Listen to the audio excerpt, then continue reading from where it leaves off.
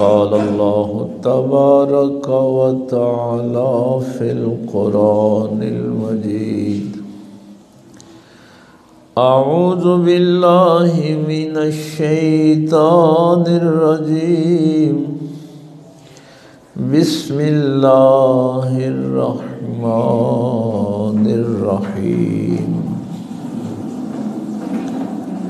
التائبون العابدون الحامدون السائحون الراكعون الساجدون الآمرون بالمعروف والناهون عن المنكر والحافظون لحدود الله وبشر المؤمنين آمنت بالله صدق الله العظيم وصدق رسوله النبي الأمي الكريم ونحن على ذلك من الشاهدين والشاكرين والحمد لله رب العالمين قال الله تبارك وتعالى في شان حبيبه مخبرا وآمرا إن الله وملائكته يصلون على النبي يا أيها الذين آمنوا صلوا عليه وسلموا تسليما الصلاة والسلام عليك يا سيدي يا رسول الله وعليك يا سيدي يا حبيب الله الصلاة والسلام عليك يا سيدي يا رحمة الله وعلى آلك وأصحابك يا سيدي يا شفيع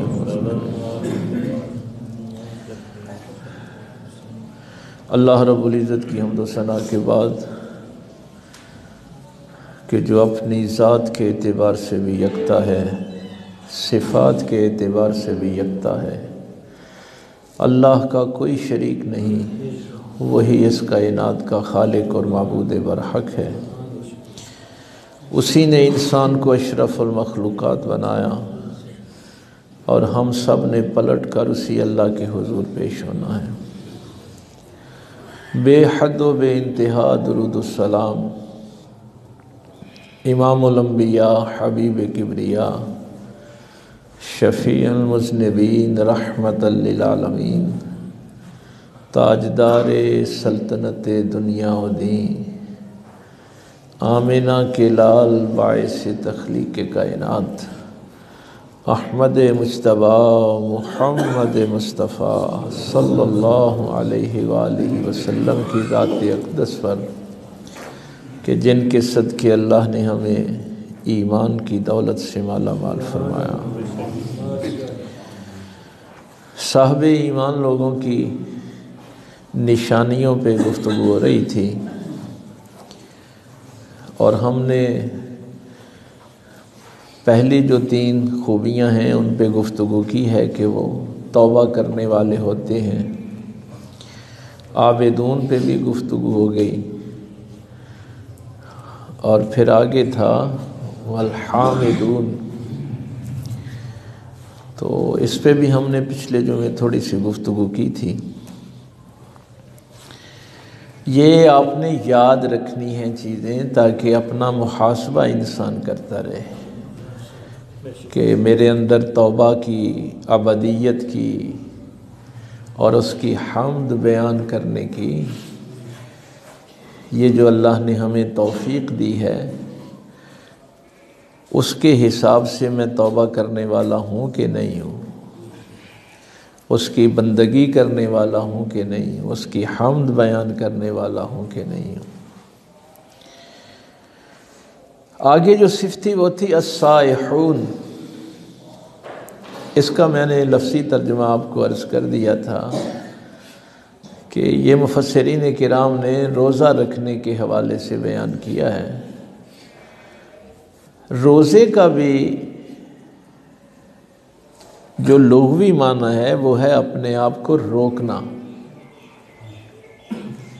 اصل میں یہ جو پچھلی ہماری گفتگو چل رہی ہے کہ طاقت اللہ تعالیٰ عطا کرتا ہے اور اس طاقت کو استعمال کرنے کا اختیار اللہ مجھے دیتا ہے، تو اس اختیار کو میں نے صحیح استعمال کرنا ہے یا غلط کرنا ہے۔ تو شیطانی وسوسہ اور نفسانی وسوسہ جب انسان کو غلط راستے پر نکالے تو اس وقت جو روکنے والی طاقت ہے اس کو روزہ کہتے ہیں۔ اسی لیے فرمایا تھا کہ روزہ ڈھال ہے برائیوں کے خلاف۔ الصوم جنۃ، جیسے دشمن وار کرتا ہے نا تلوار کا تو ڈھال کے ساتھ اس کو روک لیا جاتا ہے، تو ان چیزوں کو روکنا جو ہے یعنی سائحون ہیں، روک لیتے ہیں اپنے آپ کو اور کبھی بھی اللہ کی نافرمانی کے راستے پہ نہیں چلتے۔ الراکعون، چونکہ یہ رمضان شریف میں نے تفصیل سے عرض کر دیا تھا، اس کو تھوڑا تھوڑا عرض کر کے ہم آگے چلے جائیں۔ یہ بڑی عجیب بات ہے کہ قرآن کریم میں رکوع پہ بڑا زور دیا گیا ہے۔ رکوع کا لفظی معنی ہوتا ہے جھکنا۔ مثلاً پہلے پارے میں جب آپ وہ پڑھتے ہیں اقیموا الصلاۃ وآتوا الزکاۃ وارکعوا مع الراکعین، نماز قائم کرتے ہیں، زکوٰۃ دیتے ہیں اور رکوع کرنے والوں کے ساتھ رکوع کرتے ہیں، یعنی جھکنے والوں کے ساتھ جھکتے ہیں۔ ہاں، یہ ذہن میں رہے کہ اکیلے جھکنا اور ہے اور جھکنے والوں کے ساتھ جھکنا اور ہے۔ حالانکہ جب اقیم الصلاۃ آ گیا تھا تو اس میں سارے ہی ارکان آ گئے تھے، نماز میں تو سب کچھ ہی ہے نا، تو یہ خصوصی طور پہ فرمایا۔ پھر میں اکثر یہ جمعے کی جب جماعت کرواتا ہوں تو سورہ مرسلات کی 29ویں پارے کی آخری آیات تلاوت کرتا ہوں، ان میں بھی یہی حکم، کلوا وتمتعوا قلیلا انکم مجرمون۔ اللہ فرماتا ہے یہ جو مجرم ہیں، جو اللہ کے باغی ہیں، کلوا وتمتعوا قلیلا، اب بس تھوڑی جی مدت انہاں نو کھا پی لین دو۔ ویل یومئذ للمکذبین، جنہوں نے قیامت کے دن کو جھٹلایا ان کے لیے بڑی بربادی ہے۔ یہ چند دن کا کھانا پینا ان کا نہ دیکھیں، یہ آیات میں اکثر جمعے پہ پہلی رکعت میں تلاوت کرتا ہوں، کلوا وتمتعوا قلیلا انکم مجرمون، ویل یومئذ للمکذبین، بربادی تو ان لوگوں کے لیے جو قیامت کے دن کو جھٹلاتے ہیں۔ وَإِذَا قِيلَ لَهُمُ ارْكَعُوا لَا يَرْكَعُونَ، یہاں پھر وہی بات فرمائی، جب ان سے کہا جاتا ہے رکوع کرو، رکوع کرنے والوں کے ساتھ جھکو، جھکنے والوں کے ساتھ۔ وَإِذَا قِيلَ لَهُمُ ارْكَعُوا، جب انہیں کہا جاتا ہے کہ جھکو، لا يرکعون، تو وہ نہیں جھکتے۔ پھر فرمایا ویل یومئذ للمکذبین، بربادی ہے ان کے لیے جو قیامت کے دن کو جھٹلاتے ہیں۔ اور آخری آیت ہے فَبِأَيِّ حَدِيثٍ بَعْدَهُ يُؤْمِنُونَ، کیا اس قرآن کے بعد کوئی اور بھی کلام آئے گا کہ اس کو سن کے یہ عمل کریں گے؟ فَبِأَيِّ حَدِيثٍ بَعْدَهُ يُؤْمِنُونَ، او میرے پیغمبر سے بڑی کوئی ذات آئے گی؟ اس قرآن سے بھی بڑا کوئی کلام آئے گا کہ جس کا یہ انتظار کر رہے ہیں؟ اس قرآن پہ یقین نہیں ہے ان کو؟ اور بھی راکعون کی یہ میں نے 2 آیتیں تو آپ کو بتا دی. اس میں تبیان القرآن میں غلام رسول سعیدی صاحب رحمۃ اللہ تعالی علیہ نے ایک بات لکھی ہے کہ رکوع پہ اتنا زور کیوں ہے؟ تو وہ فرماتے ہیں کہ اصل بات یہ ہے کہ یہ جتنی بھی پہلی امتیں تھیں ان کے ہاں بھی نماز تو تھی،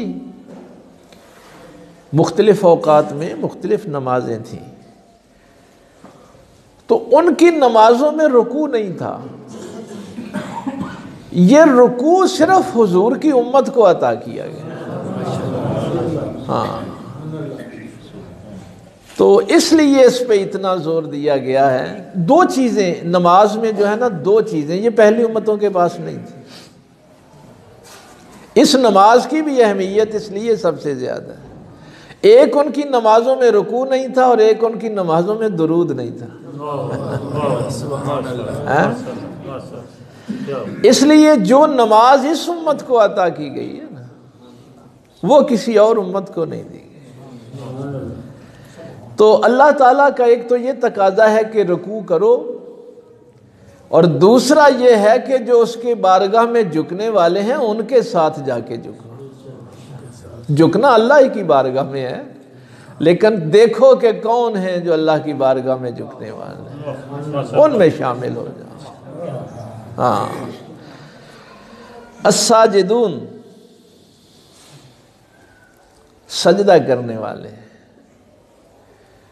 اللہ کی بارگاہ میں سر بسجود ہو جاتے ہیں. میں نے اس دن بھی آپ سے عرض کیا تھا جب عابدون کی شرح کی تھی کہ انتہائی ذلت کی حالت، اپنے مالک کے سامنے اپنے آپ کو ذلت کی حالت میں پیش کرنا.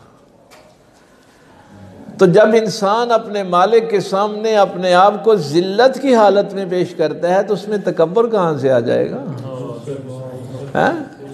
اور سجدہ کرنے والا بھی کبھی متکبر ہوتا ہے؟ سجدہ کرنے والا کبھی متکبر نہیں ہوتا. اور یہ میرے پاک پیغمبر صلی اللہ علیہ وسلم نے پھر گارنٹی دی ہے کہ جتنا کوئی اس کی بارگاہ میں جھکتا ہے اللہ اس کو اتنا ہی بلند کرتا ہے. ہاں، یہ نسخہ اگر آپ کو مل جائے نا تو یہ باقی دوڑ ختم ہو جائے گی کہ شاید میں کوئی منصب لے کے کوئی دولت لے کے بلند ہو جاؤں گا. نہیں،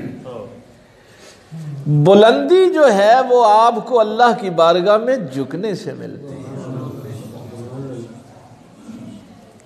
ایک بڑھیا بات تفسیر در منصور میں امام جلال الدین سیوطی رحمہ اللہ نے لکھی. وہ فرماتے ہیں کہ پاک پیغمبر صلی اللہ علیہ وسلم تشریف فرما تھے تو فرمایا کہ بہترین گھر وہ ہوتے ہیں جن گھروں میں اللہ کا ذکر ہوتا ہے. ہم یہ سمجھتے ہیں کہ ٹیلاں پتھر لوا لواں گے تو پھر بہترین گھر ہونے ہیں. نہیں، وہ جھونپڑی ہی کیوں نہ ہو، اس زمین پہ بہترین گھر وہ ہیں جن گھروں میں اللہ کا ذکر ہوتا ہے، کثرت سے ہوتا ہے. بلکہ ارشاد ہوا نوّروا بیوتکم بتلاوت القرآن، اپنے گھروں کو منور کرو قرآن کریم کی تلاوت سے، روشن کرو اپنے گھروں. تو پھر فرمایا کہ جو بہترین گھر ہیں نا اس زمین پہ وہ نبیوں کے گھر ہیں، چونکہ نبیوں کے گھروں میں اللہ کا ذکر کثرت سے ہوتا ہے. بڑی روایت امام جلال الدین سیوطی لکھتے ہیں، در منصور ہے تفسیر قرآن کریم کی، کہتے ہیں سرکار ابو بکر صدیق اٹھے، اور یہ اب بھی آپ آپ کو اللہ حاضری کا موقع دے. ہاں تو یہ روضہ رسول کے ساتھ ہی یہ جو حجرہ مبارک تھا، سیدہ فاطمہ تو زہرا کا بھی حجرہ ساتھ ہی تھا. تو اس حجرے کی طرف اشارہ کر کے سرکار ابو بکر صدیق رضی اللہ تعالیٰ عنہ نے پوچھا، یا رسول اللہ صلی اللہ علیہ وسلم، یہ علی اور فاطمہ کا گھر بھی ان گھروں میں شامل ہے؟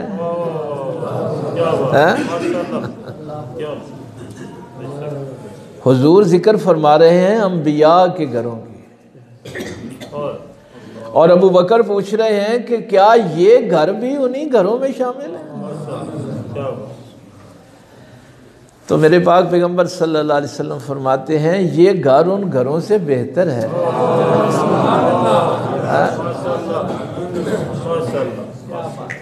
روایت یہاں تک ہی ہے، روایت جو ہے وہ یہاں ختم ہو جاتی ہے.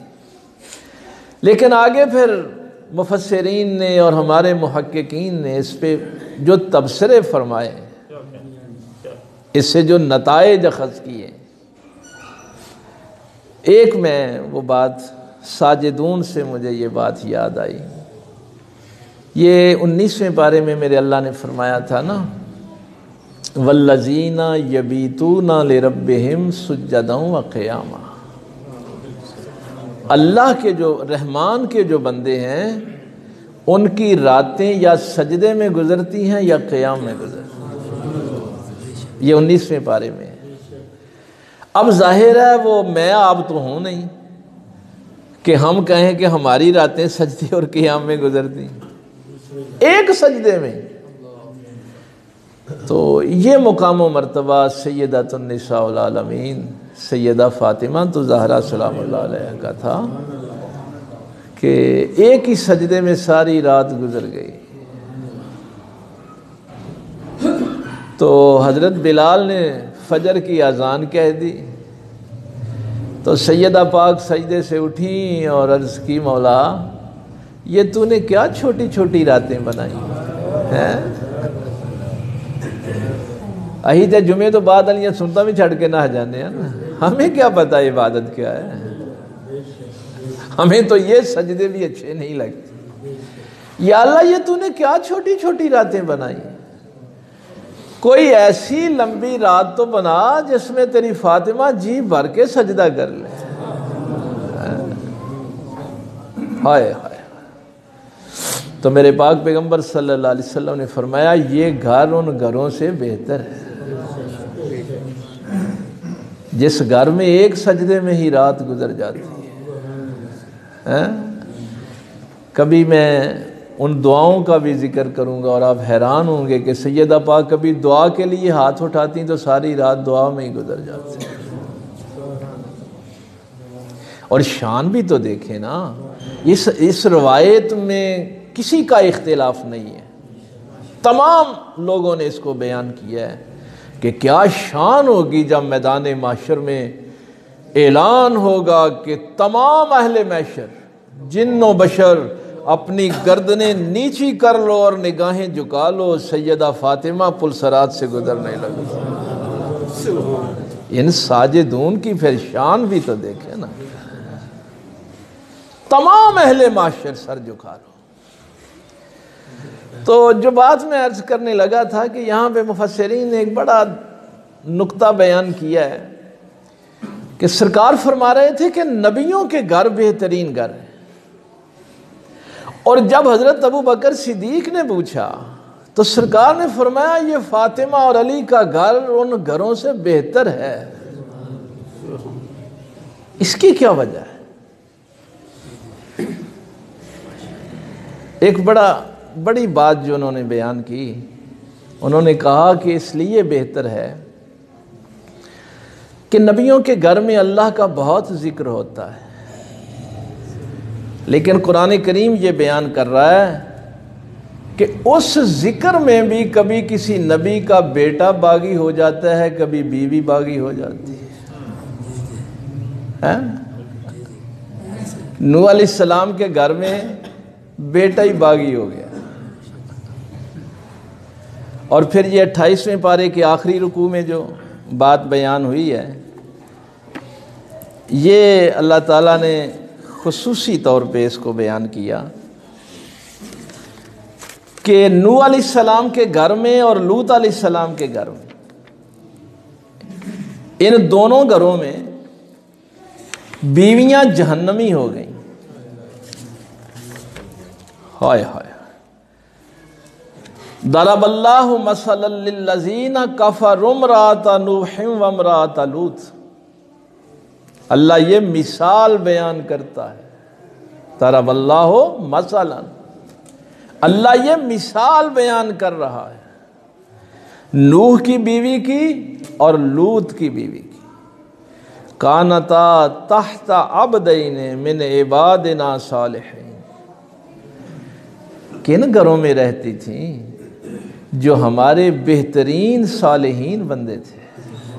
نوح علیہ السلام بھی صالح تھے اور لوط علیہ السلام بھی صالح تھے، ان کے گھروں میں رہ کے کافر ہو گئیں۔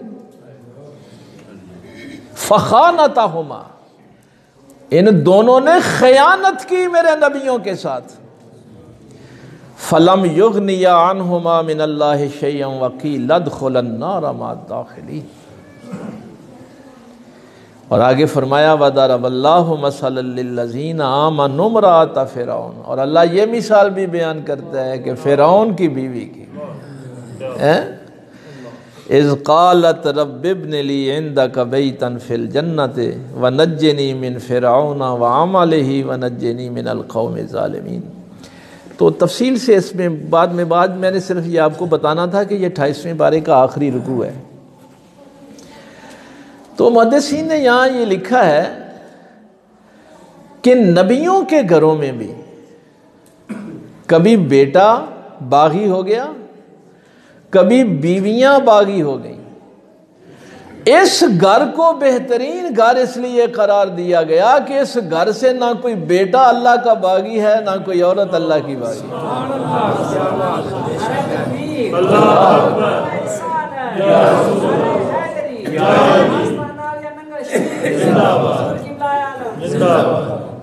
یہ کیا گھر ہے سیدہ فاطمہ الزہرا سلام اللہ علیہا کا۔ یہاں سارے جنت کے سردار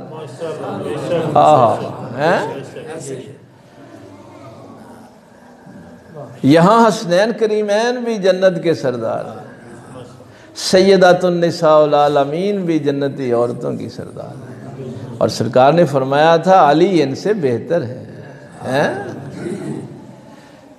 تو اس گھر کا کمال یہ ہے، اور یہ اگلی بات جو ہے یہ بس ذہن میں رکھنا، بہترین گھر وہی ہے جس گھر میں اللہ کا ذکر ہوتا ہے۔ لیکن جب کشتی میں بیٹھنے لگے تو پھر باغیوں کو ساتھ نہیں رکھا گیا، چاہے بیٹا تھا چاہے بیوی تھی، پھر بیٹے کو ساتھ نہیں رکھا گیا۔ لوط علیہ السلام بھی نکلے تو بیٹیوں کو لے کے نکلے، بیوی کو ساتھ نہیں لیا۔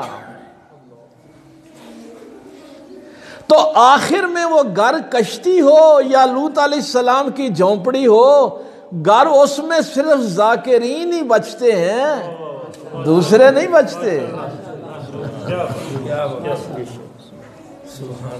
باغیوں کے لیے کوئی جگہ نہیں ہوتی۔ اور اس گھر کی تو شان ہی کمال کی، اور اس کا جو دوسرا حصہ ہے روایت کا، وہ میں نے پہلے بھی آپ سے بیان کیا ہوا ہے کہ اپنے گھروں کو قبرستان نہ بناؤ۔ ایک تو یہ ہے کہ اپنے گھروں میں اللہ کا ذکر کثرت سے کرو، اس زمین پر بہترین گھر وہی ہیں جن میں اللہ کا ذکر ہوتا ہے۔ وضو گھر سے کر کے آئیں، سنتیں گھر میں ادا کریں، قرآن کریم کی تلاوت گھر میں کریں، گھر کا ایک کونا وقف کریں، اور ساتھ کیا فرمایا؟ اپنے گھروں کو قبرستان نہ بناؤ۔ تو یہاں بھی مفسرین نے اور محدثین نے یہی بات لکھی ہے کہ جس گھر میں اللہ کا ذکر نہیں ہوتا وہ دنیا میں ہی قبرستان میں رہ رہا ہے۔ وہ کسی گھر میں نہیں رہ رہا، وہ قبرستان میں ہی رہ رہا ہے۔ اب دیکھ لیں کہ ہمارے گھروں میں سے کتنے گھر ہیں اور کتنے قبرستان ہیں۔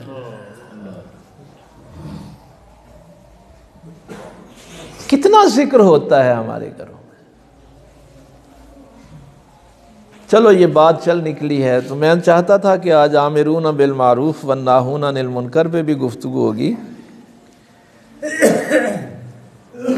حضرت علی نے بھیجا تھا نا کہ نبی پاک صلی اللہ علیہ وسلم لونڈیاں اور غلام تقسیم فرما رہے ہیں، تو فاطمہ تم سارا دن کام کرتی رہتی،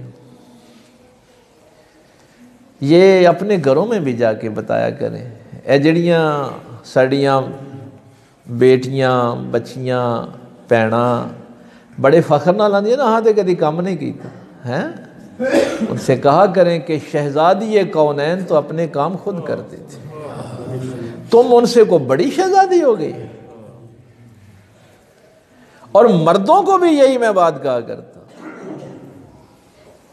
تمام سلاسل چشتیہ قادریہ یہ جتنے بھی سلاسل ہیں سروردیہ، یہ سارے مولا علی پہ جا کے ختم ہوتے ہیں نا، ولایت کے شہنشاہ وہی ہیں۔ تو اگر وہ یہودی کے باغ میں مزدوری کرنے چلے جاتے ہیں تو ہمیں کیا تکلیف ہے؟ تم کو علی سے بڑے نواب ہو کہ ہم نے کام نہیں کرنا۔ سرکار امام باقر نے رضی اللہ تعالیٰ عنہ، آپ نے اسی لیے فرمایا تھا کہ مجھے وہ بندہ بہت برا لگتا ہے جو رزق حلال کے لیے محنت نہیں کرتا اور یا رزاقو یا رزاقو کی تسبیح نکالتا رہتا ہے۔ خبردار، اگر تم نے رزق حلال کے لیے محنت نہیں کرنی تو یا رزاق اس کو کہنے کی کوئی ضرورت نہیں۔ محنت کرو اور پھر یا رزاق کہو، پھر اس میں برکتیں ہوں گی۔ تو سیدہ پاک جب گئیں تو سرکار وہ مشغول تھے اپنے کام میں، تو تھوڑی دیر انتظار کرنے کے بعد سیدہ پاک آ گئیں تو بتایا گیا کہ یا رسول اللہ صلی اللہ علیہ وسلم سیدہ فاطمہ آئی تھیں لیکن آپ ادھر مصروف تھے۔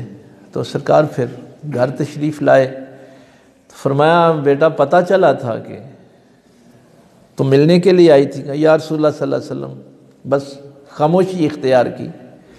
تو مولا علی سرکار پھر بول پڑے کہ یا رسول اللہ صلی اللہ علیہ وسلم میں نے بھیجا تھا کہ فاطمہ سارا دن گھر کے کام کاج میں مصروف رہتی ہے اور رات سجدوں میں گزرتی ہے، تو بابا جان تقسیم کر رہے ہیں لونڈیاں اور غلام، تو تم بھی اپنے لیے ایک لے آؤ۔ تو نبی پاک صلی اللہ علیہ وسلم نے فرمایا دو باتیں، ایک تو فرمایا کہ جو میرے صحابہ جنگ میں شہید ہو گئے ہیں یہ سارا مال و متاع پہلے ان یتیموں کے لیے ہے، پہلے میں نے ان یتیموں کا خیال کرنا ہے۔ کاش آج ہمارے مولویوں پیروں کو بھی یہ پتہ چل جائے کہ اپنے گھر بعد میں ہے، پہلے غریبوں یتیموں کا حق ہے۔ دوسرا فرمایا کہ فاطمہ میں تجھے ان غلاموں اور لونڈیوں سے اور یہ دنیا کے مال و متاع سے کوئی بہتر چیز نہ تجھے عطا کرنا۔ اس کو تسبیح فاطمہ کہتے ہیں، مشہور ہے، آپ نے سنی ہوئی۔ تو سرکار نے فرمایا کہ پھر ایسا کیا کرو کہ سونے سے پہلے 34 مرتبہ اللہ اکبر، 33 مرتبہ الحمدللہ اور 33 مرتبہ سبحان اللہ صبح شام پڑھ لیا کرو۔ یہ دنیا و ما فیہا، دنیا اور اس میں جو کچھ ہے اس سے بہتر ہے۔ یہ غلاموں اور لونڈیوں سے اور یہ دنیا کی دولت جس کے پیچھے تم بھاگ رہے ہو ان سب چیزوں سے یہ تسبیح بہتر ہے۔ اس سے شیطان دور ہوتا ہے، بھاگ جاتا ہے اور اللہ کی خوشنودی حاصل ہوتی ہے۔ اب سیدہ فاطمہ زہرا نے تو یہ نہیں کہا کہ تسبیح نے میرے کم کر چھڑنے ہیں، اس سے کو میرا پیٹ بھر جائے گا۔ ایک آیت ہے سورہ احزاب کی، اللہ فرماتا ہے یا ایھا الذین آمنوا اذکروا اللہ ذکرا کثیرا، اے ایمان والو اللہ کا ذکر کثرت سے کیا کرو، بکرۃ و اصیلا، صبح و شام اللہ کا ذکر کثرت سے کرو، کیونکہ تھوڑا ذکر جو ہے نا، جس سے تھوڑے ذکر سے جی بھر جائے، یہ میں نے اس دن آیت آپ کو سنائی تھی کہ یہ منافق کی نشانی ہے، ان المنافقین یخادعون اللہ وہو خادعهم۔ یہ منافقین کیا سمجھتے ہیں کہ یہ اللہ کو دھوکہ دے رہے ہیں؟ نہیں، وہ اپنے آپ کو خود ہی دھوکہ دیتے ہیں۔ قاموا الی الصلاۃ قاموا کسالی، کہ جب یہ نماز پہ کھڑے ہوتے ہیں تو سستی کے ساتھ کھڑے ہوتے ہیں، وہ محبت و طلب ہوتی ہی نہیں ہے کہ ہم اپنے اللہ کی بارگاہ میں کھڑے ہیں۔ نماز پڑھیں گے تو سستی کے ساتھ پڑھیں گے۔ قاموا الی الصلاۃ قاموا کسالی یراؤن الناس، اس لیے کہ یہ تو لوگوں کو دکھاوے کے لیے کھڑے ہیں نا، کون سا اللہ کے لیے کھڑے ہیں۔ وَلَا يَذْكُرُونَ اللَّهَ إِلَّا قَلِيلًا، اللہ کا ذکر نہیں کرتے، بس تھوڑا سا کر کے تھک جاتے ہیں۔ اور حکم کیا ہے کہ اگر ایمان والا ہے تو کثرت سے ذکر کرے، اللہ کا ذکر کثرت سے کرے، اللہ کو یاد رکھے۔ تو کسی نے سرکار امام جعفر صادق رضی اللہ تعالیٰ عنہ سے پوچھا تھا۔ اب دیکھیے، میں کئی دفعہ یہ پہلی جو آیت آپ نے سنی کہ رکوع کرنے والوں کے ساتھ رکوع کرو، اس کا فائدہ جو ہوتا ہے، یہ 34 مرتبہ اللہ اکبر کہنا ہے، 33 مرتبہ الحمدللہ اور 33 مرتبہ سبحان اللہ۔ اور آپ یہ جو ہمارے پیر بھائی بیٹھے ہیں، ان کو تو پتہ ہے نا کہ صبح جب تسبیح پڑھنی ہے تو کسی سے بات نہیں کرنی، لا الہ الا اللہ کی جب تسبیح پڑھنی ہے۔ کیوں؟ آپ نے کبھی مجھ سے پوچھا نہیں یہ ہے، میں نے کہا چلو خود ہی بتا دو۔ بھائی ہمارے بڑے بزرگ یہ فرماتے ہیں کہ جب اللہ سے بات کر رہے ہیں تو پھر کسی اور سے کیوں کر رہے ہیں؟ بھائی بات جو اللہ سے کر رہے ہیں، ہاں، اس لیے ہمیں بھی جو سلسلے میں تسبیح کلمہ شریف کی دی جاتی ہے تو اس میں کہا جاتا ہے کہ کسی سے بات نہیں کرنی، اب تو اللہ سے بات کر رہا ہے۔ یہ تسبیح فاطمہ میں بھی یہی ہے کہ جب تک یہ تسبیح کرنی ہے کسی اور سے بات نہیں کرنی، تو اللہ سے بات کر رہا ہے، اللہ سے گفتگو کر رہا ہے۔ تو سرکار امام جعفر صادق سے جب اس آیت کے حوالے سے پوچھا گیا، آمنوا اذکروا اللہ ذکرا کثیرا، تو آپ نے فرمایا کہ جس نے یہ تسبیح فاطمہ پڑھ لی اس نے ذکر کثیر کر لیا۔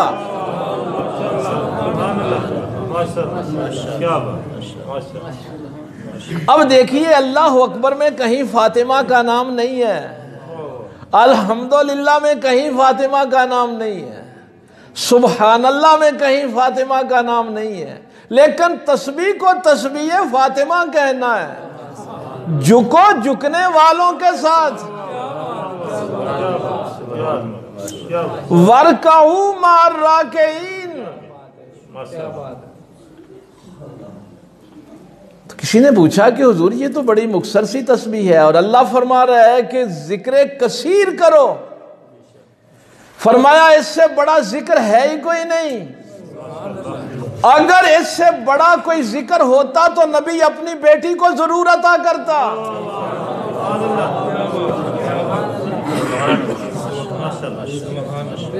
رسول اللہ صلی اللہ علیہ وسلم سیدۃ النساء العالمین کو اگر اس سے بہتر ذکر ہوتا تو ضرور عطا فرماتے۔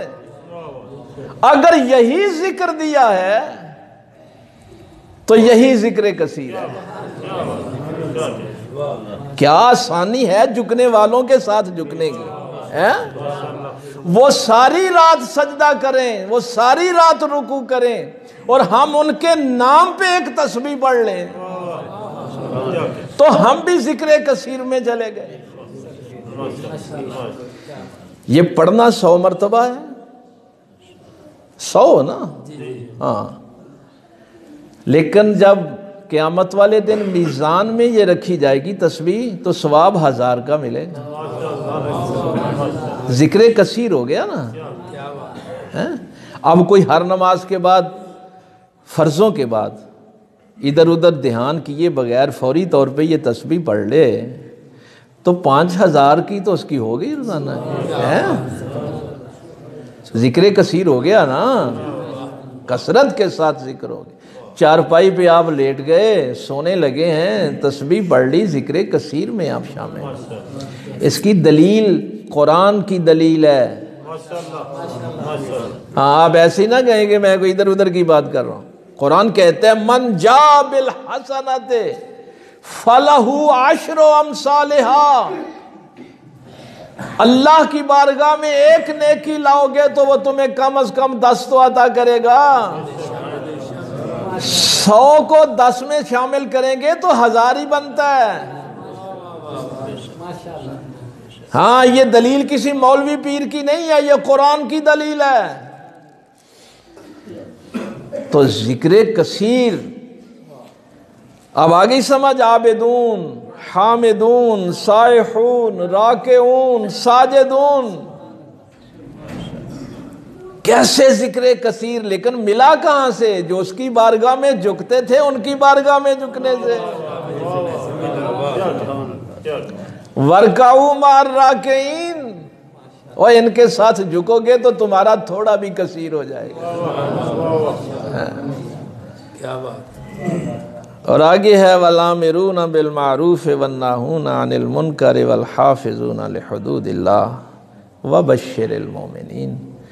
اس پہ انشاءاللہ پھر گفتگو ہوگی، اللہ عمل کی توفیق دے۔ وآخر دعوانا الحمدللہ۔